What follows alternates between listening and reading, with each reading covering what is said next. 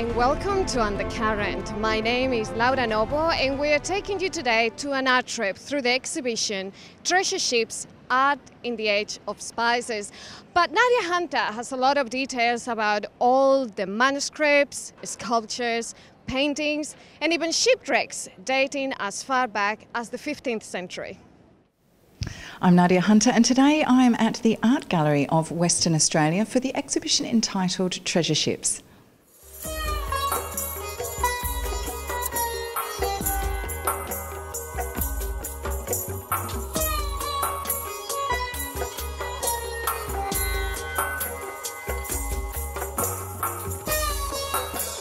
Okay, so this exhibition, while it explores the kind of interaction between Europe and Asia, it also explores the kind of foundations of the exploration of Australia. And one of the more intriguing objects among the many is actually this book by Francisco Pelsart, which portrays the wreck of the Batavia and the activities that took place afterwards, as many of you may know, surely living in Western Australia.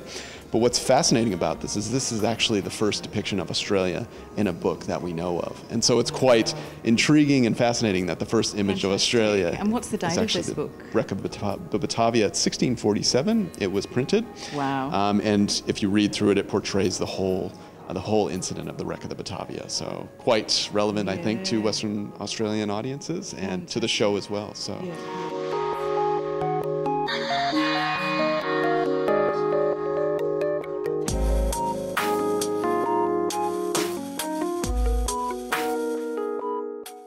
Hi Lynn, thanks for joining us. Can you tell me a little bit about why you're very excited about this exhibition? First of all, it's the most beautiful exhibition. You come in and it's just awe-inspiring, breathtaking. The beauty of the paintings, of the other objects, but my extra interest is that it tells so much of the history of our area, and it really gives you the feeling not only for the beauty of the art, but the science involved in all of it. I'm a scientist by training, and to see the first depictions of some of the species that have never been seen in the West before, it's just amazing to understand the changes in technology that allowed all this to happen as we learnt navigation, as we built better ships, and again, the interactions with different cultures. So we learnt more. We shared algebra. We shared other things about astronomy across the world. So for me, it's inspiring on lots of levels.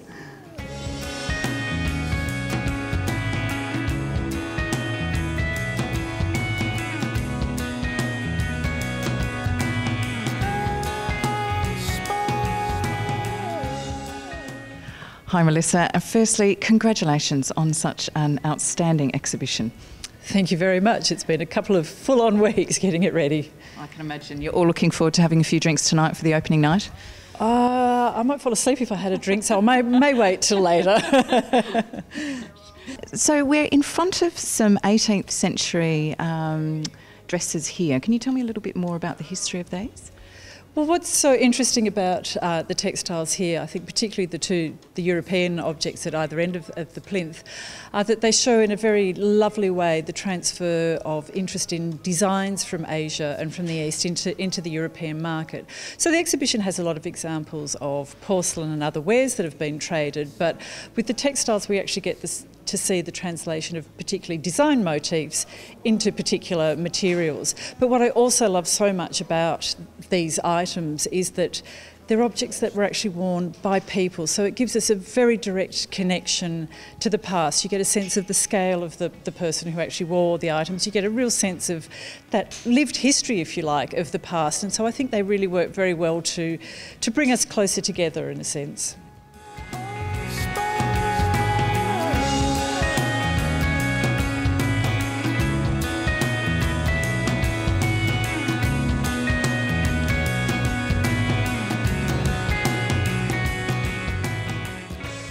I'm Nadia Hunter, reporting for Undercurrent West TV. Food is one of the greatest pleasures in life, and that is why the UWA Spring Feast Food Festival is a must go for all the foodies who are eager to enjoy some of the most fantastic flavors from all over the world. We are here today at the University of Western Australia, ready to enjoy the biggest food festival in Perth, the Spring Feast Food Festival.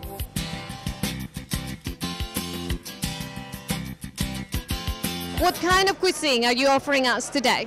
Yep, so today is a Korean-inspired fried chicken, and we're doing it in a variety of flavors, as well as some sweet potato chips, something that's very popular, I find, in Australia now. We have lovely Asian desserts and also some savory dishes, some seal bao, and everything's here vegetarian. What can you tell us about the pancakes that you're cooking for us tonight? Yeah, so we're cooking spring onion pancakes with cheese and egg. And yeah, we're the Australia China Youth Association, so we're raising money for our not-for-profit. They're kind of like Chinese street food, so we've all been to China at various points and love these, so we're a bit homesick for Chinese food, so yeah, that's where they're from.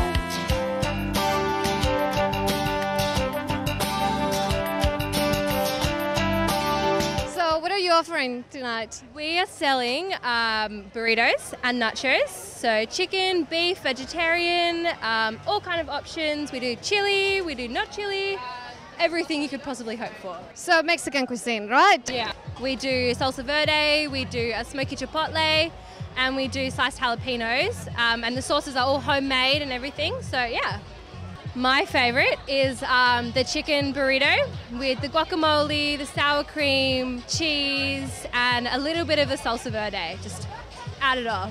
Tonight we are serving all our beautiful students some nice bratwurst sausages to enjoy the taste of the Bavarian food from the south of Germany. Even doing some nice roasted corn with bacon, or even salt corn with a bit of a pretzel as well on the top. And then we have really, really nice curry sauce straight away from Germany.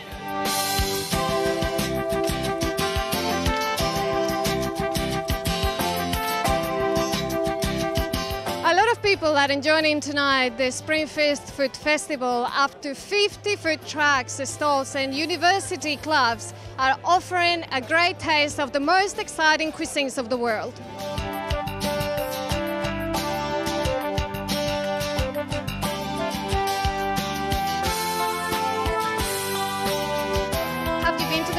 Before? It's my first time, so yeah.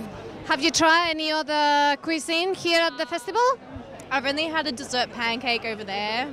How was it? Yeah, it was pretty good, yeah. What are you having tonight? I've had chicken rice, and that's all. That is all so far. And how is it? Are you enjoying it? Yeah, I'm enjoying it very much. But here's so many people. For each food, you have to line up for 30 minutes. Yeah. That means that the food is good, yeah, right? It's pretty good, pretty nice. Are you having a good time at the food festival? Absolutely. Yeah, it's really good. What have you been having so far? Satay, we've had bao. Yep. We're queuing up for butter chicken now. Yep, we're on to the Thai iced tea. I'm a first-year student at UWA, and this is my first time at Spring Feast. I was part of the logistics team helping to contact people to come and set up stalls around Spring Feast basically, and it's celebrating multiculturalism and Multicultural Week.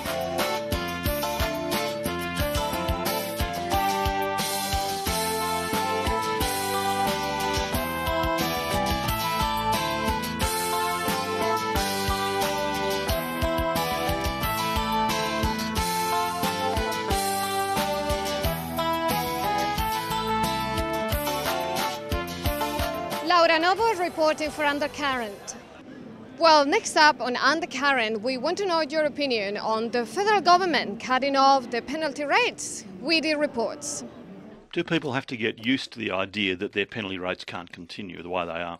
I think over time you will see a move to a more flexible workplace. That any reform has got to be able to demonstrate that people are certainly not going to be worse off and overall, ideally, in net terms, better off. Do you think it is fair to make changes to weaken penalty rates? No, I do not. I believe that if they have to work a weekend and give away their weekend with their family, they should deserve penalty rates. Shouldn't have to work on Sunday, it's criminal. Yeah, no, I reckon it sucks. Like, you should get paid for what you do. Like, if you want to work weekends, you should get paid. Otherwise, you should be sitting home. And people don't want to work on weekends. People just want to sit back and relax. Shouldn't have to work weekends no matter what. Shouldn't have to work for the same rate on weekends as you do during the week. I mean, a lot of people have missed out on a lot of money, extra money they'd normally need. I suppose casual rates, casual labour. I think you'd want to keep the penalty rates.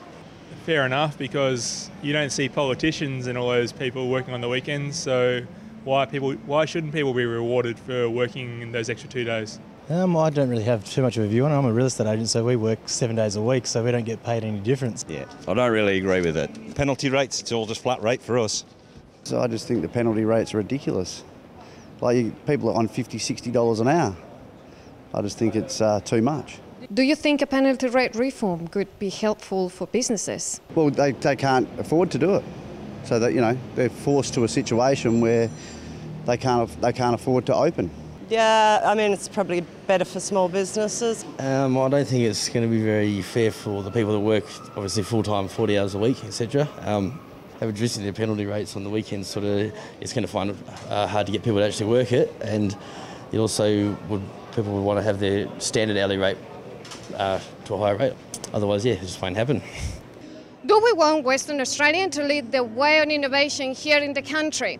Western Australian senators want to come up with new ideas to improve our lives, and Wadi is going to tell us about this. Innovative Australia aims that by 2030 Australia will take the first place on the Bloomberg Innovation Index. Today, in 2015, it takes the 13th place. But what does that mean to the Australian economy? And what does it mean to the average Australian person? I'm really pleased to be here in 2030, looking back now on the past decade and a half and looking at the various steps that Australia put in place to make sure that we were the #1 innovative country in the world. In 2015, it's really interesting that the Global Creative Index had voted Australia to be the #1 most creative country. Well, we've actually taken it to another level now, and we are regarded as the most innovative country. I'm really excited to be here. People do call me the Big Kev of science because I'm so passionate and so excited about it. Thank you for all your support over the past 15 years. It's been a great journey to get to 2030, and aren't we pleased that we've got here? So back to reality. Here we are in 2015. I really hope that this summit today is going to be an incredibly productive time for all of you. The reality is we need to have a strategic long-term approach in place, long-term commitment and long-term investment scheme in place so that we can steadily and gradually move up the scale. But also we need to focus on education, especially early child education, to make sure our future generations are very innovative themselves. If we get to being in that place by 2030, we will have really realised that we needed to make the changes that we have. But to do so in, 15 years will take a lot of momentum and a lot of strong leadership.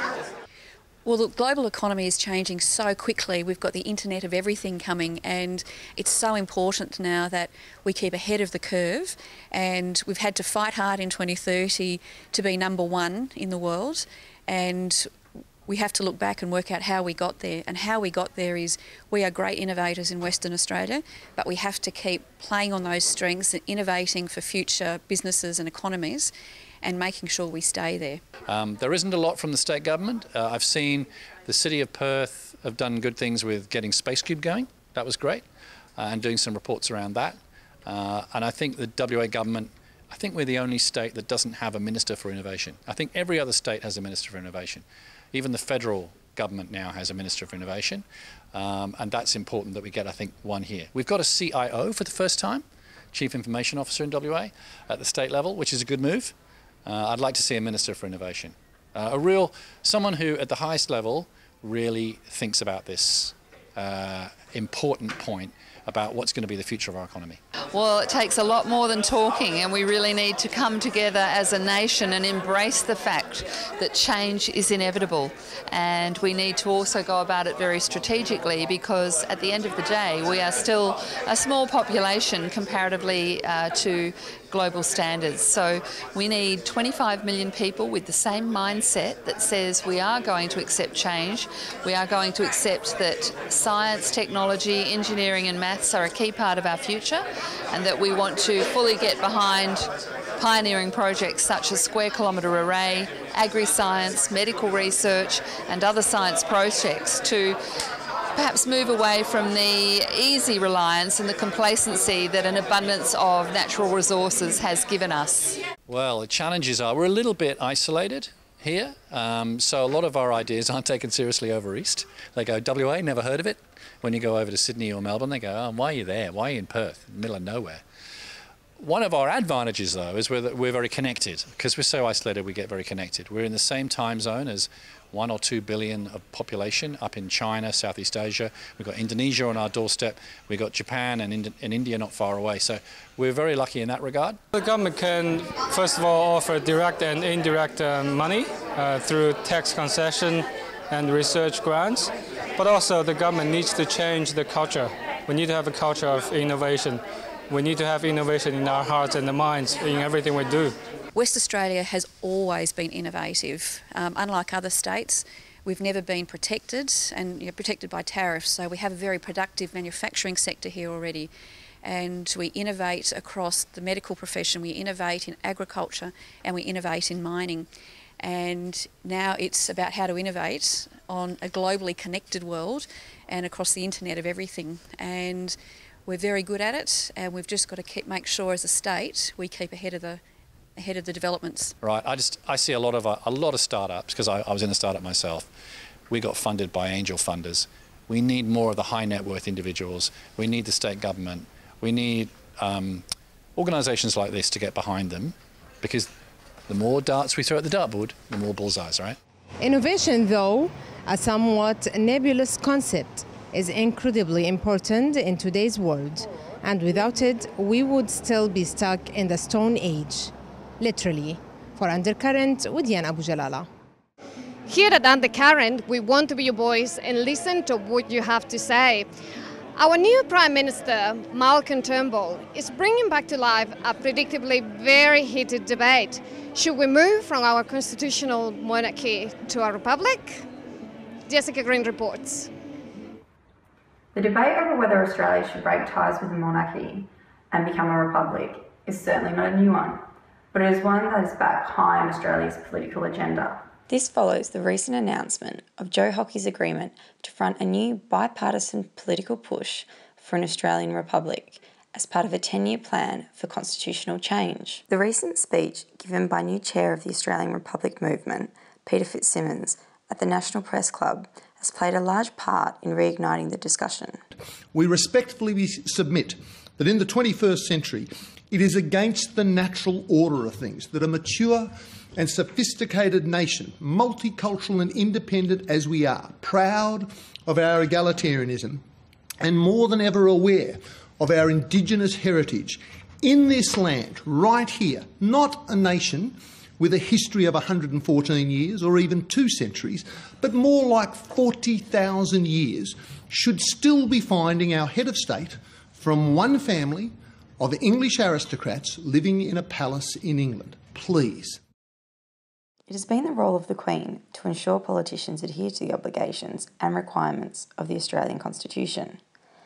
But it seems many people believe Australia as a nation is capable and mature enough to make these decisions on its own. I have had discussions with Malcolm Turnbull on this, and look, with the most profound amount of respect for Her Majesty, we are a sovereign nation. We're 25 million people strong. We should not be organising our affairs of how we organise ourselves in connection with the health of a lady, as grand a lady, as great a lady as she is, living in a palace in London. You know, I mean, she gets on with her life, we'll get on with our life. With the newly appointed Prime Minister of Australia, Malcolm Turnbull, a notorious Republican, it appears inevitable that the Republican movement will continue to run with the current momentum. However, many people wonder, will this campaign be any more successful than that of the previous one, which saw voters reject the proposal for Australia to become a republic, largely because it was unclear what the model for election would look like. I think there's a lot of reasons why we failed, and have been well documented in academic papers and so on. But there was disunity within the movement. There was a lot of disagreement on what kind of model we're going to choose our head of state. I think there's a lot to be said about the people choosing the head of state, a direct election. I do see a lot of good points in that. I also see lots of good points in the minimalist movement, which our present chairman, Peter Fitzsimons, thinks it's a good idea, is just not change anything, do what happens at the moment, where the Prime Minister chooses the head of state, takes it to Parliament, and I think, yes, in the past, most of the Governor-Generals being chosen have been successful choices. So I'm still on the fence about that. But again, it'll be something that'll be taken to the people, hopefully, and a model chosen. There are a number of people, though, including Deputy Prime Minister Warren Truss and Agriculture Minister Barnaby Joyce, that believe there is much more important work to be doing at present than promoting the Republican cause. And then for some, they are simply of the opinion that if it ain't broke, don't fix it. I think it's a very conservative view. I think it's a bit apathetic. And I think it's sad because while a lot of people may see becoming an Australian Republic a symbolic gesture, I think it goes deeper than that. So I strongly believe that to feel truly Australian, our head of state should be an Australian. I'm Jessica Green, reporting for Undercurrent. The local government elections are coming up next week. Let's listen to Jack Middleton's opinion on the Lord Mayor race here in Perth. Hello, I'm Jack Middleton. On the 17th of October, Perth City will be voting for their new mayor. Now there's two runners, Lisa Scafidi, the current Lord Mayor of Perth, and Rhys Harley, a newcomer and a councillor for the City of Perth. Now I tried to get interviews with both of these people, but they were both too busy to provide personal interviews regarding their campaign at this time. Lisa was too busy to even reply to me. Rhys Harley said he was too busy to speak to me because of recent documents that were released by the Crime and Corruption Commission, which investigated Lisa Scafidi for corruption. She apparently accepted gifts worth around $38,000 to attend the 2008 Olympics in Beijing. And in the following months, BHBP, which made the offer, had interests within the city to put up a big screen in Forest Place where people could watch the Olympics. The fact that she failed to disclose these gifts is why she's being investigated. The media has decided to take a stance on this where they're choosing to vilify her and call her corrupt and failing in her duties because she failed to disclose this information. Now, for those who have actually read the CCC document on their website, which is probably very few, most people have just read the headlines, it details about how the offer was made, and then several days later the entire council voted on whether to waive the $22,000 fees for BHBP to put this screen into Forest Place. Now Lisa, she opted for an impartiality vote. And so the entire council voted on this and it was passed through. And she failed in her duties as mayor to disclose these gifts at this time. And that's where the media is getting these grabs from, is that paragraph. While I accept I failed to address the disclosure regulations of the Local Government Act, and for that I am truly and deeply apologetic. Investigation was begun in August and it's only just been released now as a document. And this was all the way back in 2008. Why is it taking so long to come to the surface now? The answer is BHBP, the mining company which offered Lisa these tickets, which is being investigated for corruption for offering multiple tickets all over the world. The US Department of Justice and the Australian Federal Police are trying to uncover whether BHP sponsorship was used to gain advantage in the Chinese market. BHP is the largest mining company in the world and China is its biggest market. Business favours such as these are not uncommon in Chinese companies, but in the US, paying for the entertainment and lodging of government officials breaches foreign bribery laws. It says it did nothing wrong and that it complied with US and Australian anti-graft laws. BHBP agreed to pay a $25 million fine, which was really nothing for them, to settle this. So this kind of publicity is very effective in the way that when I search Lisa Scafidi in Google, the first results I get are nervous wait for Lord Mayor Lisa Scafidi as possible prosecution considered, and Lisa Scafidi backs down from pledge to release documents in her defence. So it's all about her defending herself against the tirade of bad press she's suddenly got now. And news.com.au reads, Perth Lord Mayor election, Rhys Harley takes on Lisa Scafidi for a wannabe giant slayer They're painting him in the light of a giant slayer. He's now taking on a Goliath. It's the news narrative that they're using. He's the figure of an oppressive sort of mammoth force, and he's our David. He's effectively the hero. All of these headlines have successfully distracted everyone from both parties' campaigns. Now read further than the news headlines. Think about who you're voting for and why. This has been Jack Middleton reporting for Undercurrent. This is all from us in Undercurrent. We'll see you next week. Same channel, same time.